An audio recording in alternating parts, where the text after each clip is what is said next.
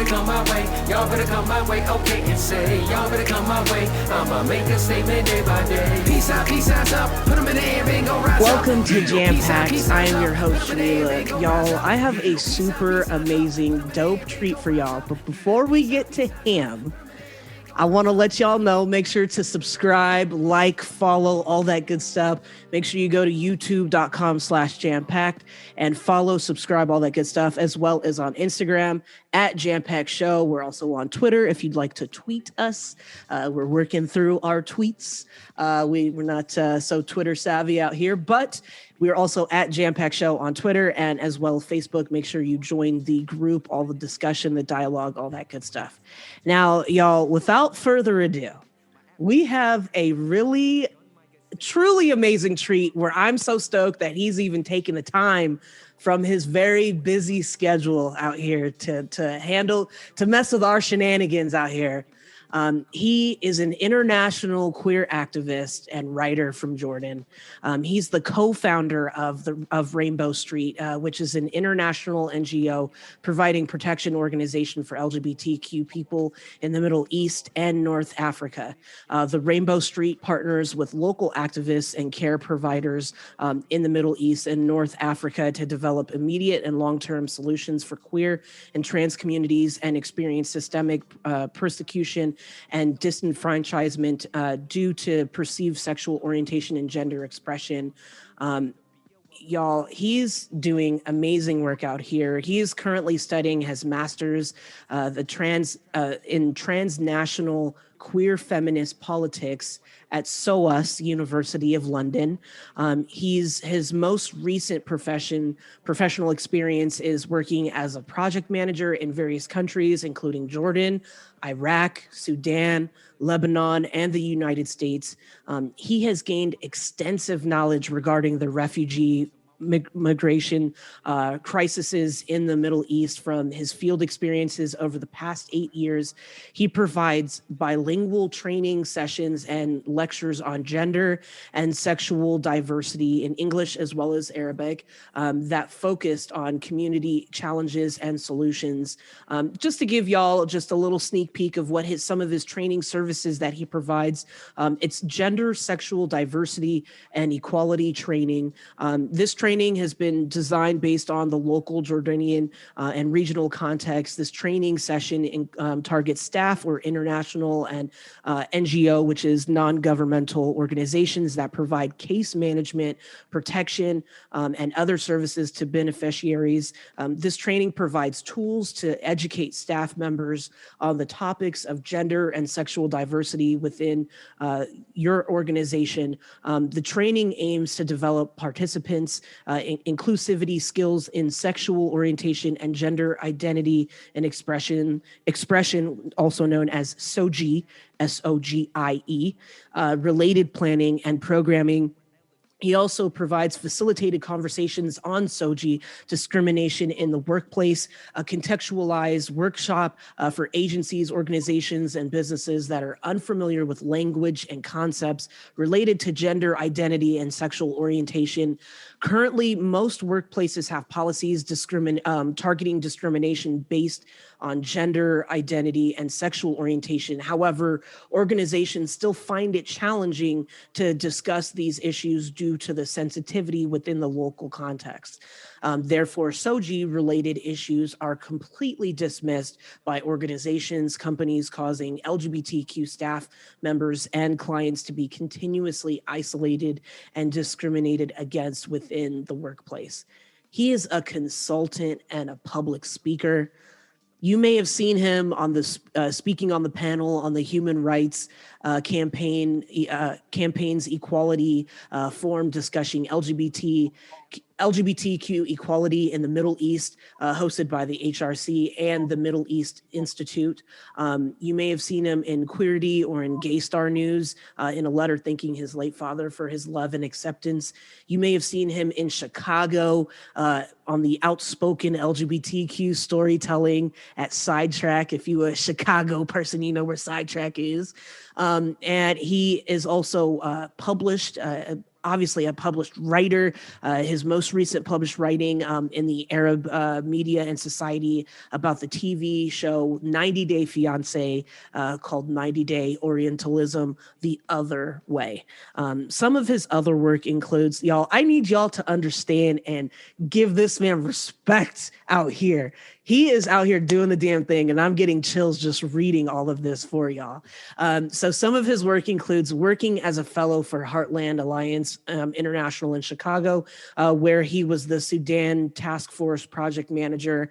Prior to that, he worked at the United Nations High Commissioner Office in Jordan to provide direct legal support for cases related to child protection, sexual and gender-based violence, and minorities. He was instrumental in implementing the UNHCR Jordan LGBT Protection Program, which included the development of training material and the creation of interagency network. In June 2017, he had been serving in Chicago's human right organization as part of their fellowship program. He is out here doing amazing, incredible work, y'all. Joining us from London, folks, I bring to y'all Hasan Kilani. Woo! Rah, rah, rah. Woo! Oh my goodness. I didn't know that all this information was available somewhere. Yeah, you thought you could just give me a cute little bio and I was just going to do that. No. You're out here, and I need people to know that you are out here doing it and doing it well and representing for the community. You know, I feel like oftentimes, you know, when we think of LGBTQ rights, we think of, you know, as Americans, we think of what's going on in the United States, but there's so much more going on, whether it's the LGBT programming in Ghana or in Jordan and what you're doing. Like, there's so much out there across around the world in the universe. And I'm really, really grateful, that I even stumbled across you. I think it may have been like in a clubhouse room, in an LGBTQIA alliance, you know, kind of clubhouse room. But I'm really excited that I found you, and now I can share you with the world, because there's so much going on and so much work that you're doing. So I really appreciate you taking the time to hang out with us today. Thank you so much. It's really like, I'm very thankful that you appreciate this work, and I'm very thankful that also, you know, like it's really important that we as fellows from all across the world, like, we face similar discrimination. It's very unfortunate, you know, in this world. And I feel this kind of unity that we have together, and sharing information and knowing each other and get across each other, it is very critical to make worldwide, global, you know, queer liberation. And as you mentioned, like, one important and critical thing is it's really important to no longer look at each other like, I am in America, everything is free, people in other places are oppressed and they cannot do anything, and they cannot. No, we are all over the places. We should appreciate each other work. Yes, in America you do great, amazing work. In Europe they do amazing work, but also the people in Middle East, the people in Africa, the people in Asia need also their work to be appreciated and put and bend on the activism, you know, in the activism global conversation as well, you know. And thank you so much for opening your platform for me to speak and participate in it. Thank you so much. Absolutely. I'm super geeked, and you know, it's so, oh gosh, like, it's such amazing work that you're doing and so important. And I know you were a little nervous that it would get lost kind of in the games, but you know, I really want people to know off top how incredible you are, and and what the fight is, you know, and what else is going on in the world other than our regular everyday lives, or, oh, Florida's being homophobic again. You know, like, folks are out here facing life or death just because they want to be themselves. And yes, we once felt that as well, but it is extreme. It is literally life or death in the Middle East. And I can't wait to talk about that and share that information and exactly how other LGBT folks can rally and help with what you're doing as well. Just a little bit of order of business before we get into some deep, amazing conversation. Hasan's drink of choice was some pink lemonade with vodka. So we've got the drinks. Cheers. Yes. Woo. I think I might have. Okay, so that wasn't so bad. I think I wasn't sure because I had over poured my vodka. It's Saturday. Okay, we have the full right. Exactly. It's Saturday, it's Sunday fun day, or Saturday fun day. I'm so used to saying Sunday fun day. But wow, yeah, I'm super excited. And so today we're gonna play a little bit of What Do You Meme? So we are going to try our best to make one another laugh. Especially, I feel like today's episode is gonna get very serious. So let's sprinkle a little bit of What Do You Meme in there.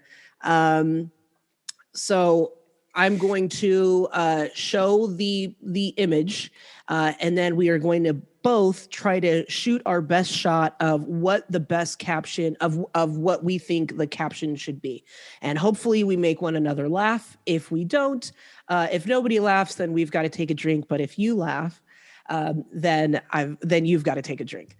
So, but I probably will join you in that drink. All right. So I'll let you go first. Let's see. So a little bit of What Do You Meme? You ready? Mm-hmm. Oh, gosh. So this is like I don't know what that is. It's a hairy animal kind of sitting on a chair like, what the hell, bro?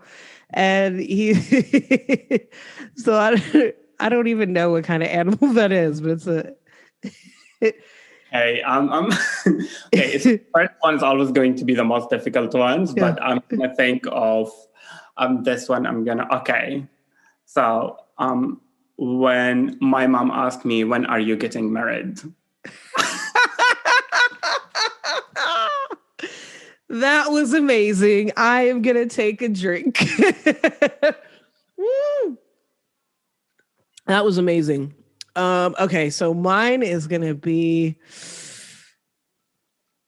Oh, gosh.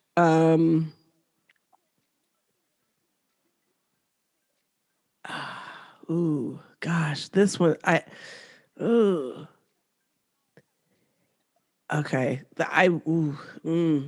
You know, I'm trying to like walk a fine line because I don't know where our line is, but I'm just gonna throw it out there just because we're about to have serious talk anyway.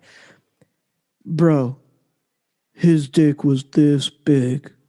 Okay, there was a little chuckle. I'll take that. Oh my goodness, it was like this. It was this big.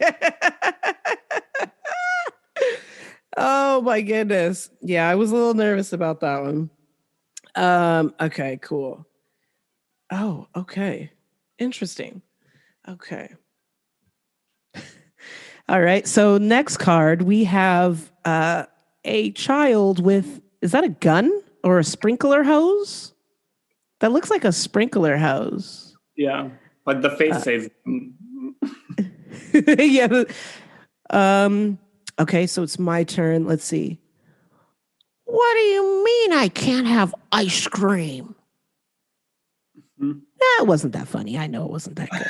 I'm gonna take a drink because I didn't even impress myself. I'm thinking of mine, so that's why it was like. Okay. Okay.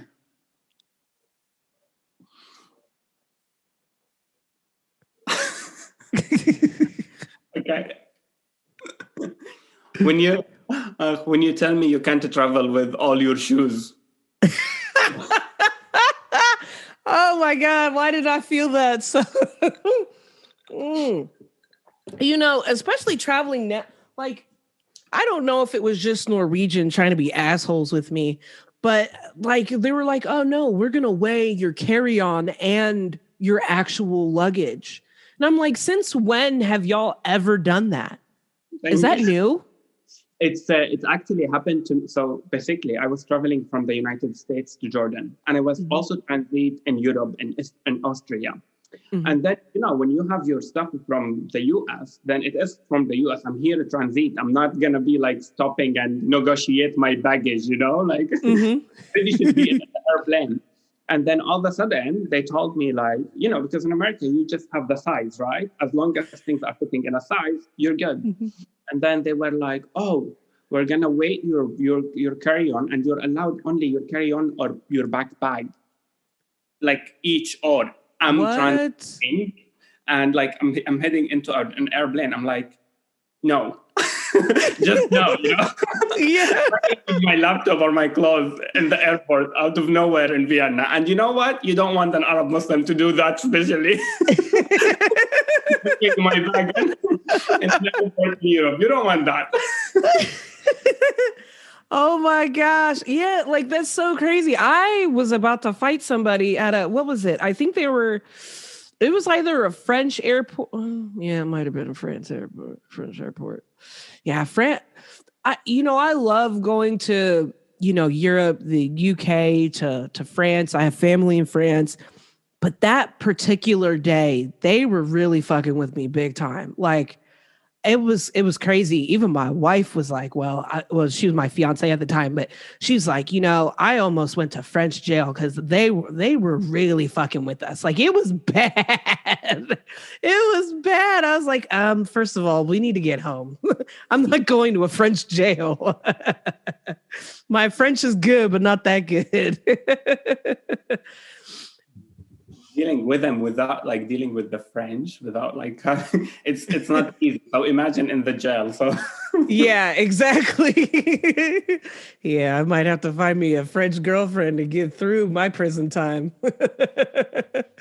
But I want folks to kind of to really understand your journey and how you got to be a queer activist. I think it's always important to share your coming out journey, but even more so as a queer activist, I really loved your coming out story with your dad.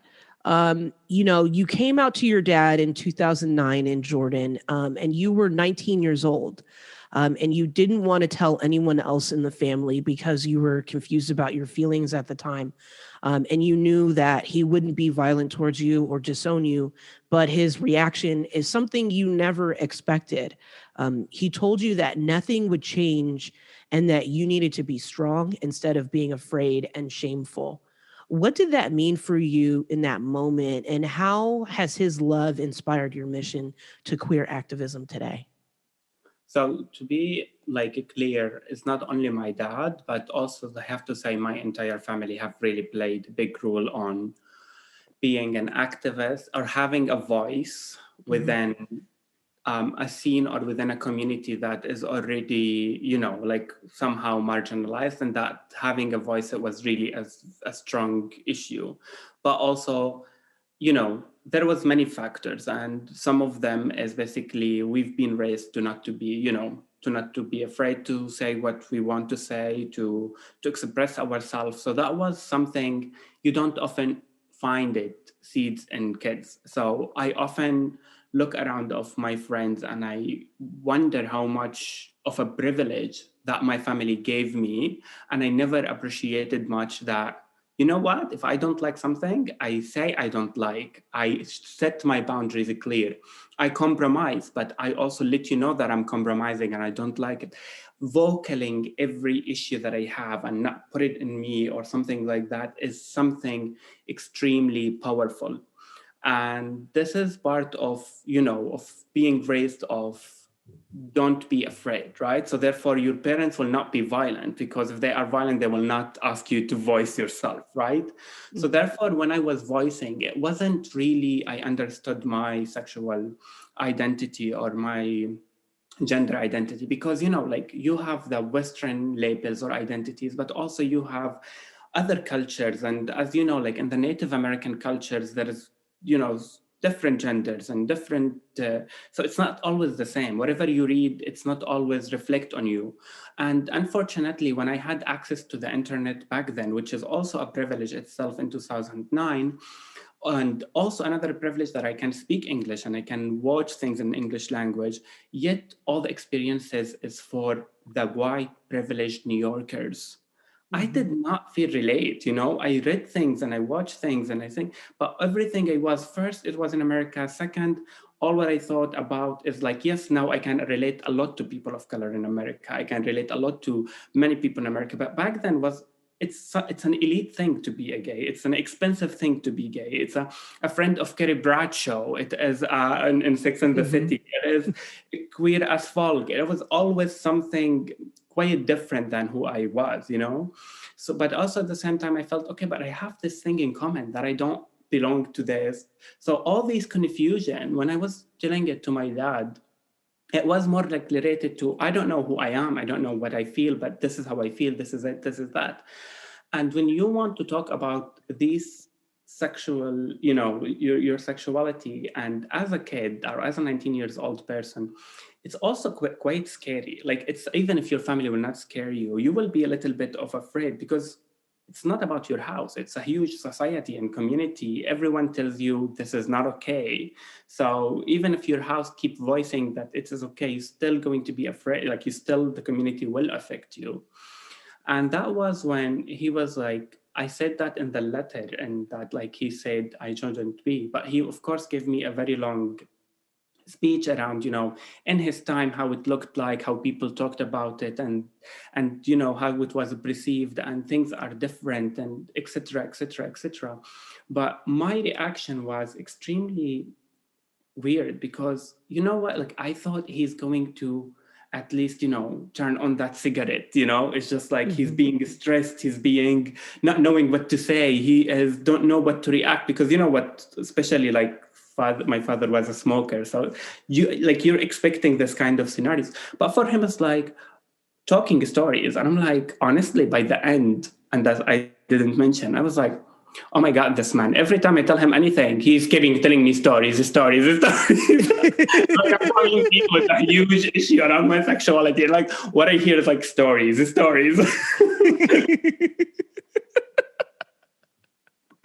So I was like, was sensual, but at the same time, at 19 years old, I was like, okay, fine, got it. Yeah. You're like, okay, come on. That must have been, it often is very frightening to have to come out to family. And your family was very supportive, and you had a good experience. And there's so much going on in the Middle East, with Muslims and Arab queer issues. Sure. I almost am like, where do we start in all of the issues that are going on? Because, with Jordan, they don't criminalize homosexuality, but there's still a social stigma.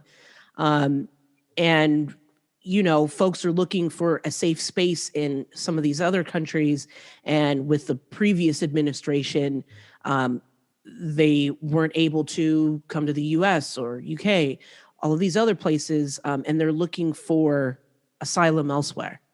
Can you kind of break down, I think, some of the basics for folks to understand wherever they are, whether they're in the UK, the US, Ghana, Egypt, wherever they are, how can we kind of lay this out for folks so that they can understand what's going on? So, I am going to start with a small thing, but it's quite important. I don't know if you've heard of an American professor called Kim Crenshaw. She came up with the concept of intersectionality, which, when she talked about, about how Black women specifically face this kind of double oppression, right? Mm-hmm. And that was a heaven when I read it, and when I saw it, and when I was reading more and more about it. understanding, like, as you said, like there is layers of identities in there, right? Like there is, like in some places, like being Muslim and being an Arab and being a queer and being refugee and being, like it's layers of intersectionality, and it's to lay it down that simple, it's extremely complicated, right? I wish it is that easy. Things will be solved a lot easier. But what is important to say that as country to another, it's quite different in the Middle East, even though that, Islam is quite, the religion is the way that Christianity, but also in America, it's not all America is New York and San Francisco, right? Like we know in the West, there's lots of influence on the Christianity and how people will be kicked out and disowned and displaced from their states sometimes because of their gender identity and sexual orientation, right? So it is somehow not like somehow similar with that, but also at the same time, you have in this layer, but then you have another layer that, there is wars in Middle East, there is wars in Iraq. Like you've heard of the American, the American invasion of Iraq in 2003. And since then, there is no stability and borders around Iraq are closed, right? So it's not like someone in the United States who is being disowned by his own community can go to another state or can go to another, but then you have closed borders, so they cannot easily move from a state to another, right? And also one thing, and then you have also in Syria the same thing now is like in Syria the war is happening. And to be honest, why my work focuses a lot on LGBTI refugees, because you always hear these discourse about wars in Iraq, wars in Syria, wars in between Israel and Palestine, like Palestinians and the conflicts. But you never, when you think about these wars, like what about the queer community in there? They are already vulnerable within this and within that without even a war. They will be displaced, they face war without war. So imagine add the war layer to it. Imagine add the conflict, the armed conflicts to it. They are going to be the most vulnerable ones.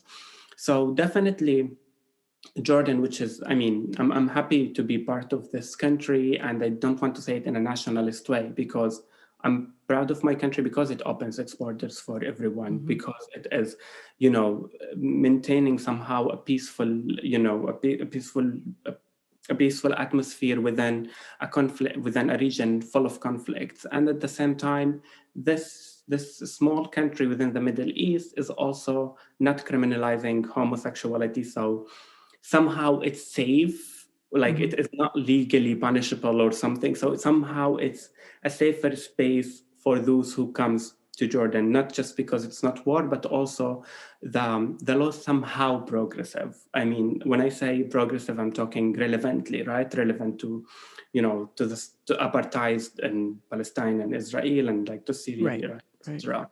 So somehow this is the space that also has been created to me to be able to do this work. So when you are in the middle of this kind of conflicts around you and like literally a few miles away from ISIS, you think about, okay, you know what? Yes, I am part of a conservative society and a conservative community, but I have so much privileges to be able to stand there and to help and to support and to stand and to make something for those ones who are coming from different countries and who's really facing intersectional oppressions and double oppressions. So yes, I would have sit back and say, oh, I don't want to be involved and I'm fine, I'm happy with the privileges I have. And oh, you know what? I have access to Europe, I have access to America. And yes, sometimes I go to the US for fellowship, I go to the UK to study, and sometimes you need a break from very intense work to take a break and to see somewhere else. But it is really very important to also acknowledge that even though it is very difficult, but yet you work every day with people who's really seen what it means to be difficult to survive as a queer person. So I don't know if I talked a lot about it, but yeah, somehow this is how the situations that I see it so far. And honestly, what I want to say is also in Europe or in the US, some people are being resettled or like, move to these countries after the wars. It's always important to people not put all of us in the Middle East in the same box, because this is going to create somehow of a conflict, right? There is different experiences. There are some people, experience violence from their family, from their own community, experienced war, but some other people coming and did not really experience that in the same way. And somehow when I was in America, people were always waiting for me to perform some kind of me being victim and me being away from this barbaric country, my home country, coming to America, be liberal, be free. And I was like, no, I'm not going to perform this for you. And Right. there are places in Middle East, exactly, in Lebanon, in Jordan, in other places, there are queer spaces, there are progressive spaces. We can somehow navigate our way of, how to be in a safe and not safe, Yeah. navigate our Yeah. own way and our Yeah. level. So not all of us have the same experience in terms of, how to deal with religion, how to deal with society. And I think that is not something new. That is what exactly with you, right? In America, like it's a 300 million people. Not all of you have faced the same kind of experience with your own family, Right. with the way that you deal with religion, etc., etc. Yeah, absolutely. In Jordan, specifically, because they do tend to be a little bit more, I guess I would say, open as far as LGBT goes, but it's almost to an extent.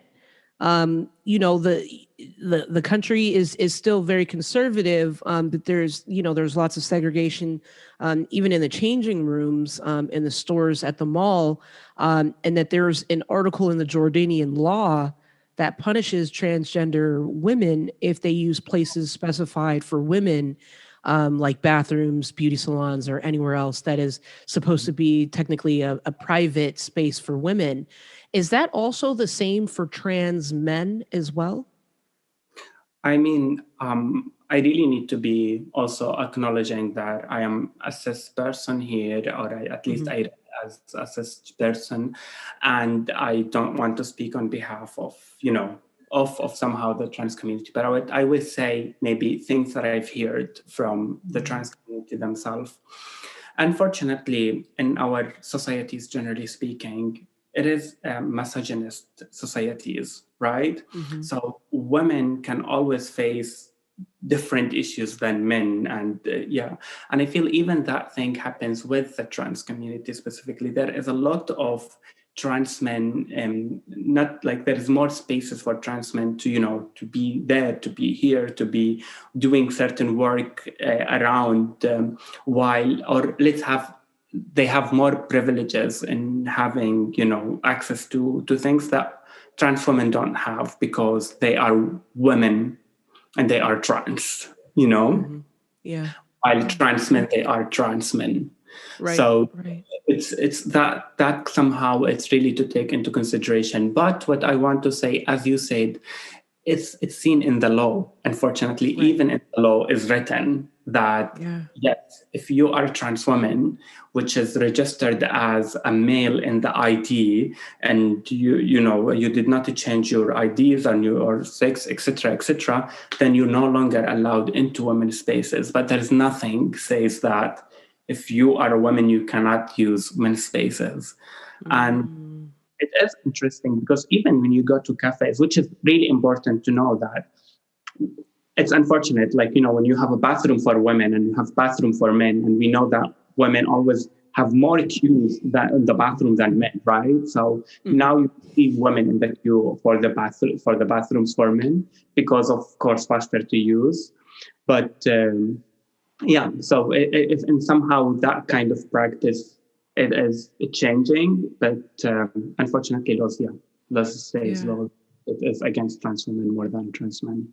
Yeah, I thought that was interesting when I was doing my deep dive on you. That there's almost all of these different technicalities, and you see it with third world countries like in the Caribbean, with Jamaica and all these other places. So I thought it was very interesting that it was, specifically also in the law, even in Jordan. Um, also another thing that I I learned a lot in my deep dive learning about you, but I had no idea about pink washing in Palestine. And that's, for folks that don't know, that's describing how Israeli international crimes are masked by promoting Tel Aviv gay pride. Mm-hmm. Now I mean, all of it is scary, but this specifically, this is being masked as a pride, as a gay celebration. And so this is really important for folks to know that this is going on. This is going on. You know, like it is really important that you cannot say, you know, I can, you know, it's also affecting us as an activist in Middle East, because it's going to show the worst presentation of being queer in Middle East. You know, people would somehow like say, oh, like, are you excusing killing Palestinians over, you know, just gay rights? And I'm like, no, because we're all humans. If we're like, you know what I mean? Like, it's very unfortunate to say, hello, we're all humans, you know? Right. It's so simple. It just, you cannot. So that one thing, it's actually, I don't want to go into academia a lot, but there is something which is, it's unfortunately haven't been talked a lot about, which I talked a little bit in a video on Instagram about it. It's called Homo Nationalism. Mm-hmm. And this form of Homo Nationalism, right? Like voting for like LGBT for Trump. Let's vote for Trump because Trumps will ban the Muslims. They will come and they will take over wherever they are homophobe. Let's support it. Like LGBT for Trump, it's an example of Homo Nationalism. When you're supporting, you know, a nationalist agenda or something on the expenses, you know, using the LGBT to mask it or like stuff like that. And we can see it clearly, like even in the campaign where the daughter, what's her name? Tiffany, she went and talked. Oh yeah, Tiffany, yeah. The community, like he hates women. He hates, yeah, except for his daughter. For his daughter. He loves, to a scary degree, his daughter. Exactly. So you cannot go and say, oh, my father loved that is somehow masking. But like, unfortunately, in Middle East, or especially like in Israel, it's another level, right? It's another level of like, oh, you can't talk to me about human rights. I do gay prides. It's like, yeah. I mean, that is not, you know, that puts children in jail. Like 7,000 children were in the jail in the past 10 years. That is not human rights. Like Palestinians who's 14 and 13, you know, who's like somehow try to resist, to try to demonstrate, they go to the jail, simply kill kids. So you're telling me that I don't want this LGBT right if it's on the expenses on the, you know, that like if you're gonna exploit the children of the Palestinian children. In addition, to be honest, like also what kind of rights that you're giving to the white Ashkenazi Jewish, and you prevented it from the Black Jewish, you prevented it from the Mizrahi, the Middle Eastern Jewish, you prevented from Palestinians, Arabs, and Muslims. What kind of a pride? Does that remind you of something? Yeah. You know what I mean? Oh my gosh. Like, you know, that's so scary. Like, I mean, if folks see a promotion for a Tel Aviv gay pride, basically stay away. Like that's, you know, and for folks that like to travel, they want to support, you know, you never know who's really, you know, promoting it and putting it on. You know, they were doing kind of the same thing, very similar to like Black Lives Matter protests. And it was like the right wing putting it on that were super conservative, trying to start some shit, you know? And it's like, wow, you have to really watch who's really behind it.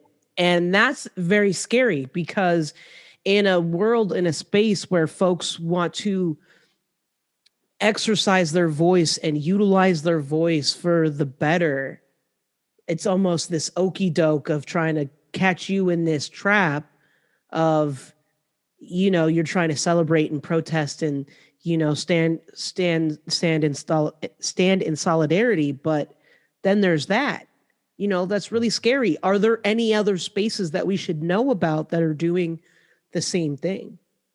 So basically, I mean, it's called Homo Nationalism. It's a term came from an academic called Jasper Poir. And she was also talks about, about different forms of Homo Nationalism. And I felt after I was reading about that, I have to say, I was literally watching it everywhere in a crazy way. Crazy way. Like RuPaul Drag Race is... I can't wait. Yes. Tell them about RuPaul's Drag Race, because in my research, I was like, yes, I have to talk to him about RuPaul's Drag Race. But the Homo Nationalism on RuPaul's Drag Race, break it down for the folks, because I thought this was very interesting. I watched that video.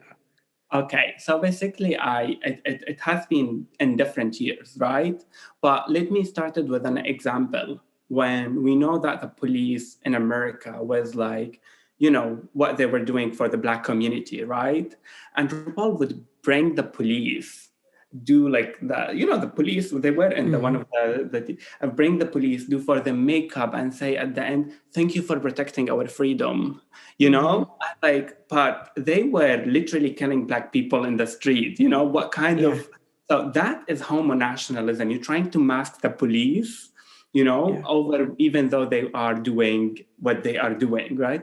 It's the same thing with the army. Like, you would not maybe follow the news, but we in the Middle East, we know that the army is just coming back from Syria at this year. And they come back and again, the same thing, do makeup for them, but let them participate, pink wash them, and then thank you for, for your support, for making America great, for whatever.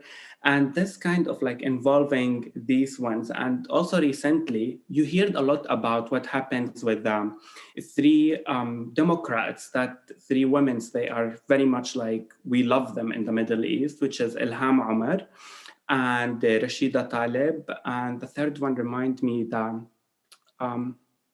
from the Democrat representative, they are known for being the three of them with a very strong personality. I think she was American, from Native American origin. Okay, so these three women, they are very much talking about Palestine, right? And they call out Israel human rights violation in the American House of Representatives. And RuPaul Drag Race in the last episodes, they were bringing,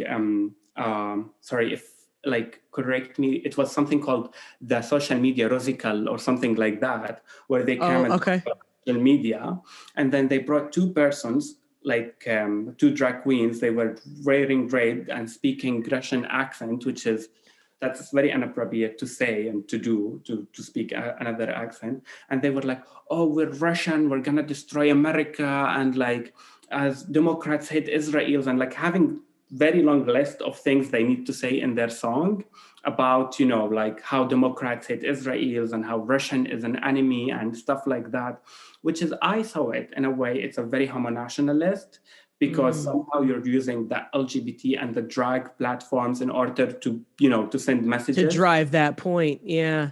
Exactly, and that is completely unacceptable. And we know that we are, as Middle Eastern, has been representative for many years in American media around, the Arabs are like that, the Arabs are like this. And we are, after all, humans. We're Arabs, Russians, whatever, but we know the politicians are corrupted everywhere. Thankfully, in Russia, in Middle East, and in America, Trump, was a very clear example of, how folks can be whatever. But the thing is, using people and using narrative and accents and really builds hate on nation, that is completely dangerous. And I feel like that is completely Homo Nationalist agendas beyond that. And I hope that was not very complicated. No, I mean, no, as, for RuPaul's Drag Race, I feel like a lot of them are, they're performers, it's RuPaul's Drag Race, right? So they're in competition to be the best, drag queen and, perform and all of these things. And so, but they're performers. Is there a fine line between Homo Nationalism and like if they're a performer, they're doing voices, like I do voiceovers. And so sometimes they ask for different accents.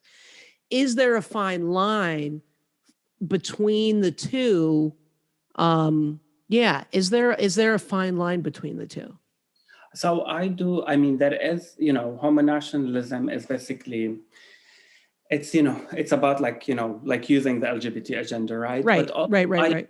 yeah, but the fine line about making accent, I do not find it, I do find it a little bit and a risky thing to do. So for example, it's really important to not to try to use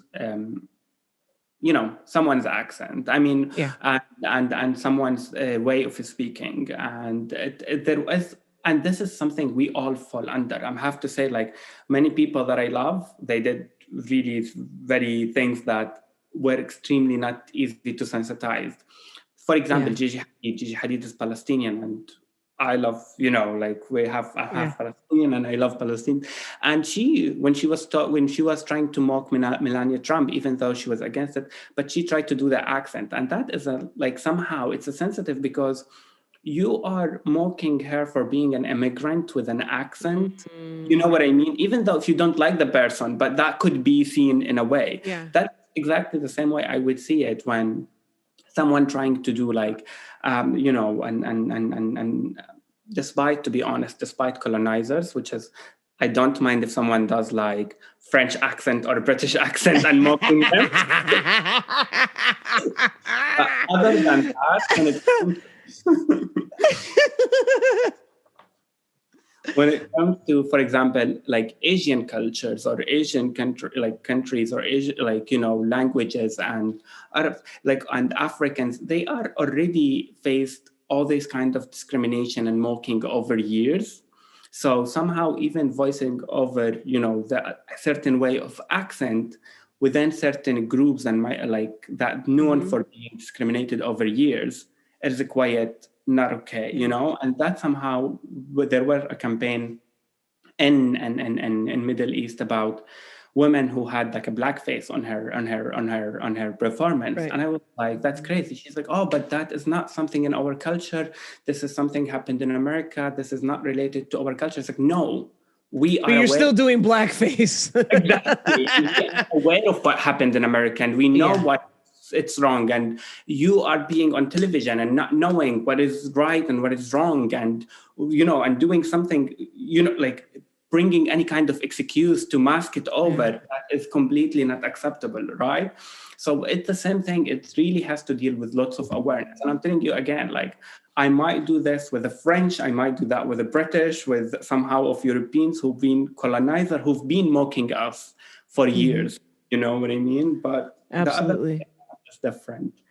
Yeah, no, I think that's interesting. I think that's a very interesting point. And I love this platform.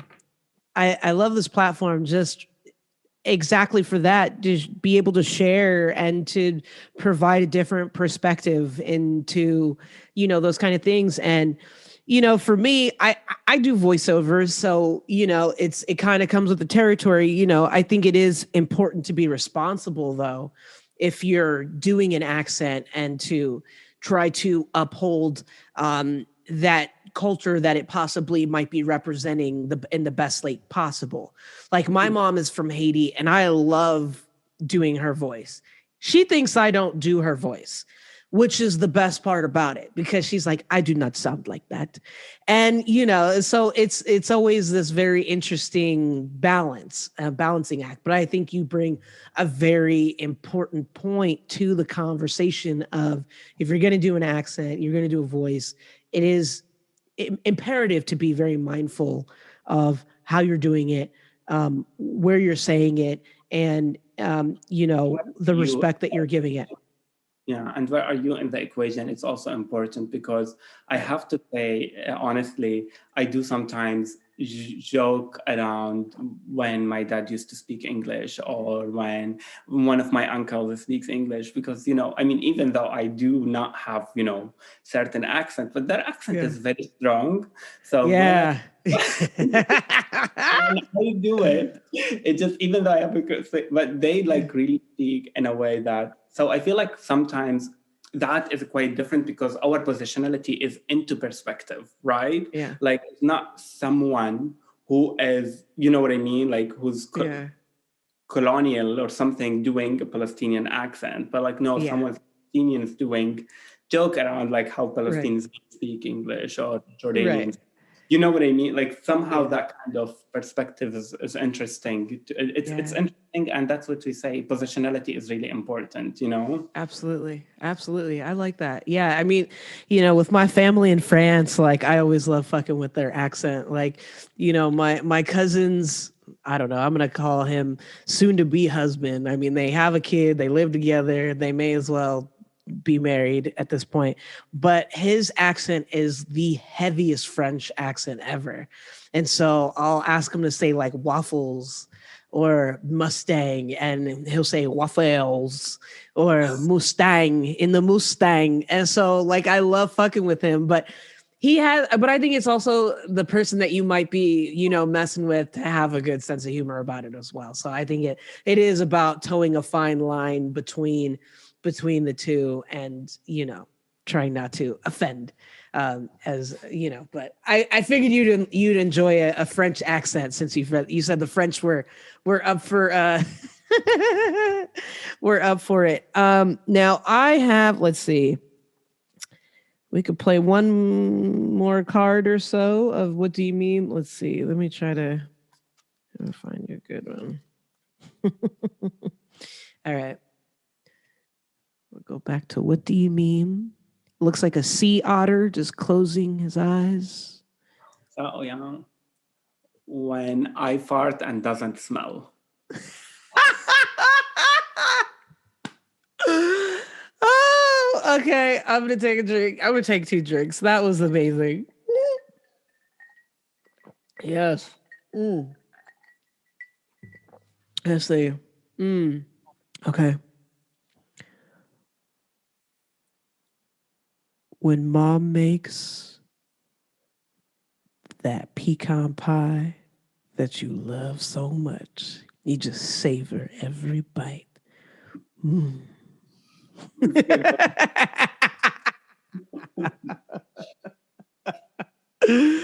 Oh, goodness. Okay, we'll play one more card. Let's see. Last card. Ooh. Okay, this one. All right, so this, let's see. You start? Yeah. This is the best gay club bathroom selfie ever. I got her number.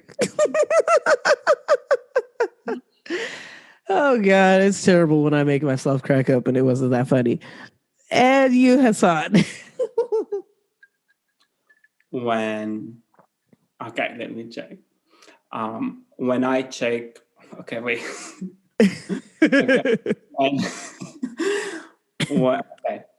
When I am in a meeting and I see my crush liking my Instagram photos. That's definitely me. Like, oh, this is amazing. They like me. They really, really like me. I love it. It's like someone's liking. It's like, yeah, I like you too. Yeah, exactly. I'm gonna like all of your pictures just to let you know. And same hard to get in person. Yeah. Now, your article for 90 Day Fiancé, I enjoy that show. So I was in my deep dive, I enjoyed the fact that you actually wrote about 90 Day Fiancé, because that was an episode, or that was a season that I was very conflicted about as far as that relationship in general. But you wrote an article, and it was called 90-Day Orientalism the Other Way. Break down a little bit of that for folks, because it was really about them not doing Jordan justice, correct? Sure. So basically, the show called 90 Days Fiancé, and the other way is related to, when they come to the other country, right? When the Americans go to the other countries, which is fucking brilliant. I love that they have Americans going to other countries, because it really shows Americans really need to get the fuck out of America and explore the world. But I digress. Go ahead. Yeah. So Orientalism is why I called it 90 Days Orientalism, because Orientalism is basically a study and also a book. It's post-colonial, which talks about how the West and how America and like Europe is presenting the Middle East and the Arab cultures as barbaric, as violent, as, backwards, and by doing that is trying to show that present themselves as, the Occidental. We are the, civilized. So by saying the Arab are barbaric, you're automatically saying we are in America, civilized. By saying the Arabs are backward, you're saying that America is progressive. So it's a way of a study that really needs to be studied, because it's unpack lots of misconceptions around the Middle East and North Africa, and tells you these reasons behind seeing that narrative, right? Like, for example, if you want the America to have war on Iraq, you definitely need people in America to be convinced that Iraq needs to be liberated and people are, like having barbaric life, etc., etc. So therefore, the American can go and liberate them, but they make more damage than any good, as we all know and as the history proved. What I want to say here is that book is somehow, summarized many things in 1978, basically, was coming out. So here talking about that book and seeing that, okay, let's watch media and see how exactly we are presented. As someone from Amman, and you watched Jordan and you watched my city, basically, in the show, you would never think that someone like me lives in that city or grow up in that city or living in that city, right? Yeah. You would. Yeah. I'm definitely not from there, right? And not me, like most of the city, you would not like, So basically they were really, I'm not saying that it's, I really wanted to be very conscious, but I can't go to, in Chicago and go to a neighborhood that is completely damaged and have lots of issues and and being neglected because people who live there are people of color, and there is so much discrimination against that neighborhood, and take the camera and say, okay, watch, this is America, right? That part of America, and that's what they did. They went into that part is definitely in Amman, but that part is historically was a refugee camp. When war in Palestine happened, Palestinians came, and of course it became after a while it became a ghetto, and now it's a neighborhood. But it's extreme, like it has a history behind that, right? So you can't go and just shoot that part, and like fish markets and places that I do believe most of Ammanis were like never been there. It's unfortunately never been there, because it is somehow we don't go to these neighborhoods, and we don't like, what I mean, like by that, how people looking at neighborhoods are, because I grew up in similar neighborhood and people were thinking that it's very dangerous. And whenever I say I'm queer and from that neighborhood, people would say, oh, like we didn't, because even within Jordan, within Amman, people would think, oh, that neighborhood does not have queer people, because it's not fancy enough. So we somehow repeating that even within our country, unfortunately. So I felt like they are in 2021, after 40 years of talking, more than 40 years talking about Orientalism, is they are repeating on purpose to try to show us that we are forcing women to wear hijab.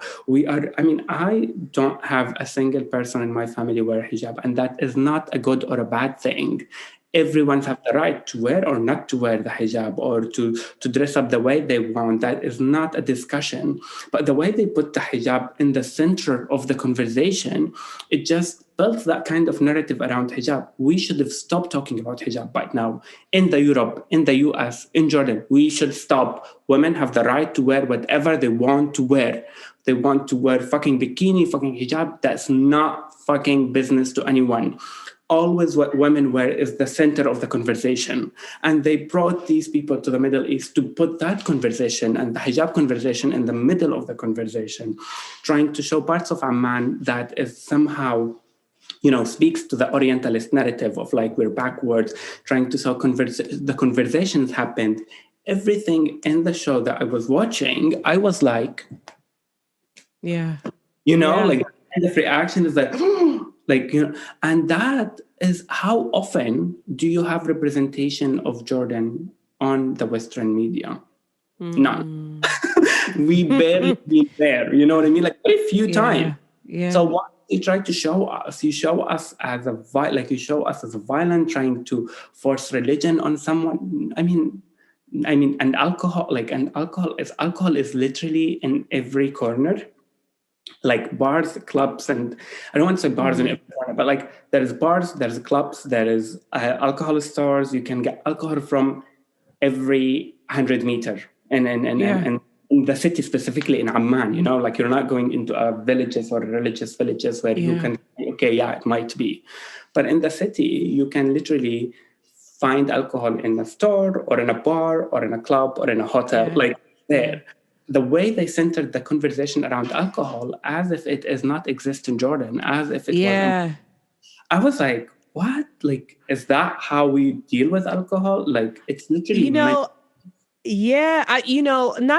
to break your point, but like not to interrupt, but I did notice that they were like, well, and the whole time I'm like, well, where the fuck did she get the alcohol from?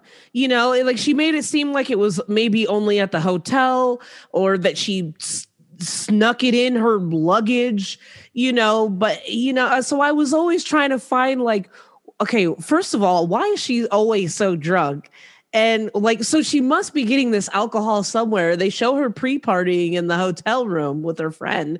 But, I was like, okay, well, maybe it's the guy that didn't want her drinking and all this other stuff and like a representation of them in the family. And maybe that was the conservative, paranoia of how are we going to be perceived, in the public eye and Western media, all of these other things. But that brings a good point because it's like, where is she getting this alcohol? And y'all are saying that there's no alcohol, but there is in fact alcohol a lot in the main city. Exactly. And it's not just that one thing, but like many things. It's like the conversation is one thing, the hijab conversation and the religion conversation, and you need to become Muslim tomorrow. This episode when he's like, you should be by Tuesday became a Muslim. It's like, it was so extreme. It was like, wait a second, what? And you know what? Like in any religions or laws in Jordan, it's like you don't need to convert your religion. And even in religion, like in Islam, you don't need to convert your religion to marry a Muslim. That is not there. That is completely, there are people converting religions and deal with it and talk with it and talk about it and whatever. I'm somehow not in that corner of the conversation. I'm there with the identity, but not so much about the conversation. But it just, the way they centered it, it was extremely Orientalist, like that is the word, Orientalist, because so I couldn't see it without write that article.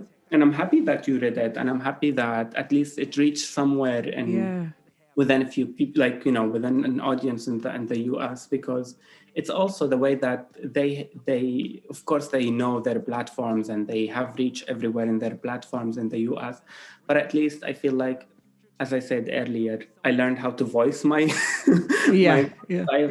I had this, I'm here, I'm gonna write about it. And of course I wrote with Lara, my friend. She's also Syrian American, so we both had that perspective, and she is living in Michigan and she was moving to Jordan. She was telling me, listen, Hasan, I have living my life in Amman. Like, I am going out, I am meeting people, I have more freedom here than ever had in Michigan. And it's not like about, oh, who has more freedom? It's not competition, you know? It's we need the whole world to be free. And it's very unfortunate that we still have conversation around that. But it is somehow very unfortunate that when you have hang out with your friend who's American, who's telling you a lot of stories about how Michigan is conservative and all her stories revolved around the church and growing up with the church, and how that is very much, you know, like concerning for her, and the conversations around marriage is very much like very strong and all of that things. And then you go, you know, that what you present to Jordan, you know what I mean? That what you present about Jordan. In fact, that we face similar things. The fact that we're very similar, and instead of focusing on how much of similarity we have, you're trying to often see, you know, to show that kind of narrative, let's say. Yeah. When I saw the term Orientalism, I wasn't sure kind of what the reading material was going to be about.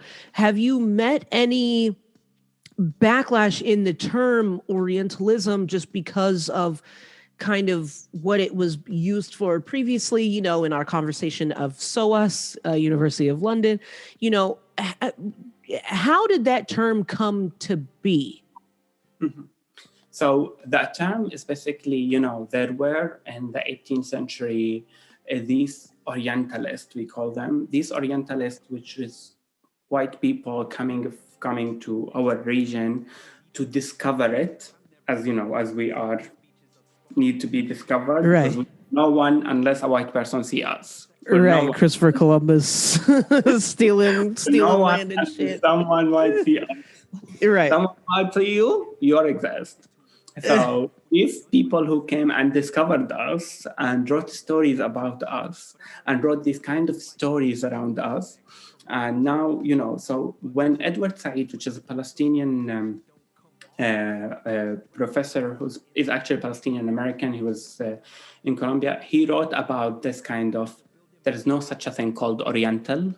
These are countries, these are cultures.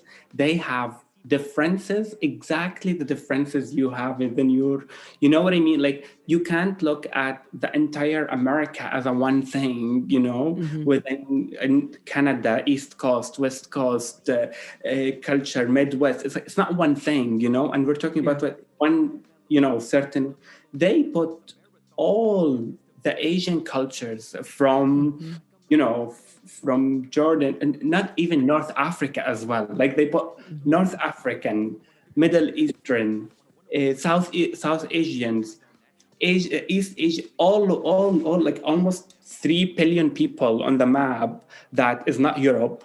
They put them together and it's like, okay, this is the Orient, you know, they are A, B, C, D. They are one thing, and that one thing, A, B, C, D. So Orientalism was like unpacking that and saying there's no such a thing called Orient. And that is something came up with these white people who claim to be discovering, you know, our region. Yeah. So when I said 90 Days Orientalism, is basically, I'm reclaiming that term that we already, as a Palestinian professors, used to, you know, to talk about what is Orientalism. Orientalism is not what that space. Orientalism is in white people's head. Yeah. So that's it. So I love that. I love that. Listen, you've dropped so many gems on us today, and this has been amazing. And I really appreciate the clarification with 90 Day Fiancé as well, because as a fan, or I was watching that same season, you know, I was like, wow, this is like very extreme. This is very extra. But I really appreciate your article and the clarification that you not only brought today, but that you brought in the article. So for folks that want to read more, make sure that you check it out. And I will try to remember to put it in the show notes for y'all so that y'all read it. If anything, it is in Hasan's Instagram link bio, so his Instagram will definitely be in the show notes. Before we get out of here, wow, this has been amazing. Before we get out of here, are there any words of wisdom that you can leave the folks out there with? Thank you. I mean, I'm really glad that you're really putting this platform in order, you know, to have me there and to speak and to have my perspective. And honestly, it is always one message that I said it in the beginning, and I always will say it. We need to renew the way we talk about LGBTQ activism and queer liberation. A queer liberation, like Marcius, like in 1960 said, there is no pride for some without pride for all of us. And I'm going to repeat it. It is, let's have more like a transnational dialogue. Let's have, we need the whole world of queer people to work together to liberate ourselves across the borders. It is not America fight, Britain fight, Jordan fight, whatever. It is a global. We have a lot in common, and we need to look at each other in every single way that we need to support each other without imposing assumptions about, that has power dynamic. I am free, you are oppressed. I am this, you are this. No, we are all oppressed under really complicated systems, and we are all need to help each other to liberate each other, one another, listen to each other, support each other. And that's it. Thank you. I love that. I think on that note, I would say fearlessly be you, and don't forget that we're a community, that we are an LGBTQ plus community, and to be inclusive and loving of one another, of everyone in the community, in the sub-communities, and to try to do our part as best as we can. This has been a complete pleasure and honor. Y'all make sure you check out Jam-Packed episodes every Wednesday, dropping for you. Again, thank you so much, Hasan. This has been so dope. This is so cool. Gosh, I don't even want to say goodbye, but I know we try to do better on time out here. So we will see you. We will see you on the next Jam-Packed. Thank you.